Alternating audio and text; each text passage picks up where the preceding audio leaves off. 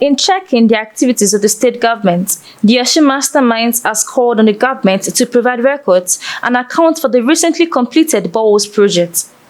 This call was made by the executive director of the organization, Professor Wasiu Edokunwale, at the August edition of the State to the State address in Osogbo on Monday. As responsible citizens who are equal stakeholders in the Osun project, you will recall that we reported to you and the Osun populace our visit to numerous locations of the boreholes and discovered that although government has informed the state people through several press releases and interviews that the boreholes were now completed and in service, majority of the boreholes are still not functional. While the government, through our spokesperson, accused us of bias, it is worthy of note that the boreholes that they claimed was completed just add a component of the contract, that is supply of water generating sets delivered in the early part of last month. You will recall also that the government promised to make known the cost of the borehole project at Ipade Imole scheduled for June. This is August, and no Ipade Imole has held so far where the promise of making public the cost of the borehole should have been fulfilled. Either or not the government wants to hold Ipade Imole, it is their prerogative. We again demand to know the cost of each of the boreholes for records and account. To advise governments to ensure proper assessments on the projects before embarking on them. We again reiterate that government must ensure that it does proper needs assessment of intended projects before embarking on them.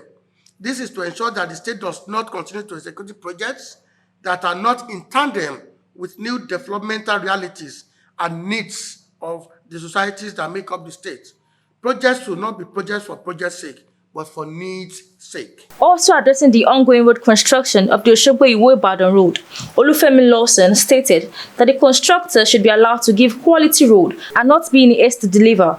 He said, "We want that road delivered with utmost quality and standard, and rather than giving ultimatum ahead of the execution and completion of that road, I think the Osun State Assembly should be more interested in interrogating how that road will be delivered in a quality manner to the extent that we will not come back in the next few months again and be talking about dilapidated road like we are currently experiencing with other local roads that have been constructed in Osun State. And the fact that it is not the governor that is constructing the road, it's not the contractor, it's not an engineer, and it's not the driver of the trucks or the person laying asphalt. What is currently being experienced with projects so far executed by the government is that there's no proper monitoring system. Mr. Governor cannot be everywhere to monitor this project.